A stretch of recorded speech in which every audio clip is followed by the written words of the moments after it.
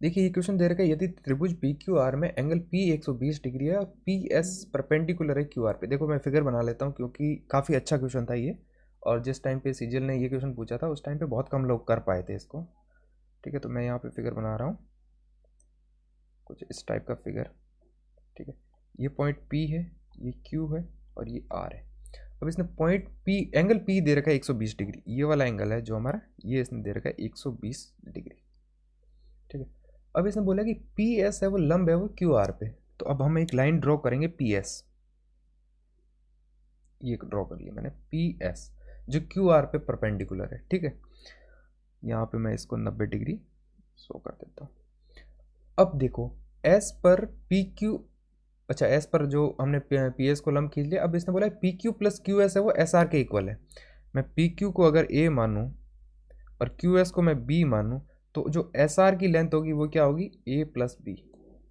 ये क्वेश्चन में गिवन है, अभी तक हमने कुछ भी नहीं किया है। ठीक है, अब हमें एंगल क्यू निकालना है। देखो इसमें कुछ आपको फॉर्मेशंस करने पड़ेंगे, तो फॉर्मेशंस कुछ इस टाइप का करवाता हूँ मैं आपका एक, कि आपको एक पता है कि जब भी समद्विबाहु त्रिभुज होता है, ये एक समद्विबाहु त्रिभुज है, इसकी साइड ए है, ये साइड ए है।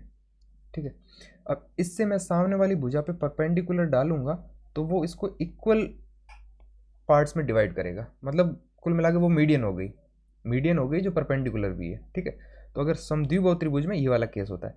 अब मैं यहाँ पे इस ट्रायंगल में जाऊँगा कि ये साइड मेरी ए है, पी क्यू देख रहे हो आप, ए है, तो मैं ए साइड की एक और भुजा इस साइड ड्रॉ करूँगा और मैं बोलूँगा कि ये भी ए लेंथ की है, इसकी भी लेंथ ए है। ठीक है, अब देखो आप, इसको मैं मान लूँगा पॉइंट एम। ठीक है, अब ट्रायंगल पी क्यू एम देखो आप, triangle P Q M notice कर रहे हो कि दोनों साइड इक्वल है और एक परपेंडिकुलर डाला है पी एस, जो क्या होगा, समद्विबाहु त्रिभुज है तो वो मीडियम, वो सामने वाली भुजा को इक्वल पार्ट्स में डिवाइड करेगा। इक्वल पार्ट्स का मतलब ये होगा कि अगर हमने ये क्यू एस बी माना है तो एस एम की लेंथ भी बी होगी, ये भी हमारा बी होगा।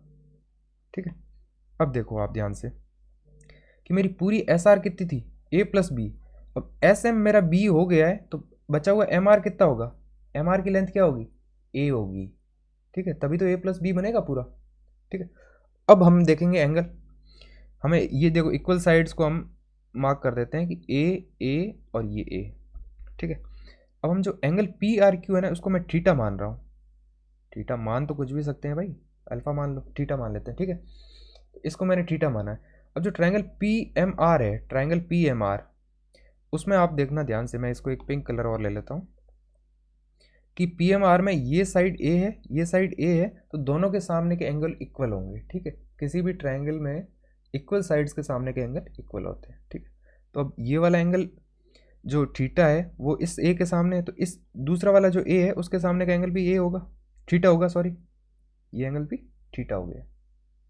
अब आप ध्यान से देखो पी एम आर का एक्सटीरियर एंगल कितना होगा, दोनों इंटीरियर इंटीरियर एंगल के सम के इक्वल होगा बचे हुए, तो ये वाला एंगल मेरा कितना हुआ, टू थीटा, दोनों थीटा और थीटा के इक्वल हो जाएगा। ठीक है, अब ये टू थीटा हुआ तो अब एक और ट्रायंगल आ गया वापस से, ट्रायंगल पी क्यू एम, यही वाला triangle.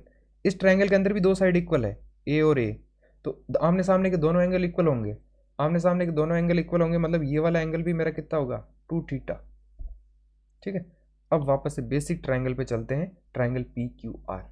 Triangle P Q R की अब स्थिति ये हो गई है कि ऐसा कुछ ट्रायंगल था हमारा, ट्रायंगल पी क्यू और आर। ठीक है, ये एंगल हमें पी 120 क्वेश्चन में दे रखा था। ठीक है, ट्रायंगल क्यू पे जो एंगल आया वो हमारा कितना आया, टू थीटा, और आर पे जो एंगल हमने माना था वो कितना माना था, थीटा। किसी भी ट्रायंगल के तीनों एंगल्स का सम 180 डिग्री होता है। ठीक है, तो टू थीटा प्लस 120 जो हमारा इक्वल होगा 180 डिग्री के। ठीक है, यहाँ से थीटा की वैल्यू आ गई 20 डिग्री। ठीक है, समझ गए ना, three theta equal to 60 degree, theta equal to 20 degree.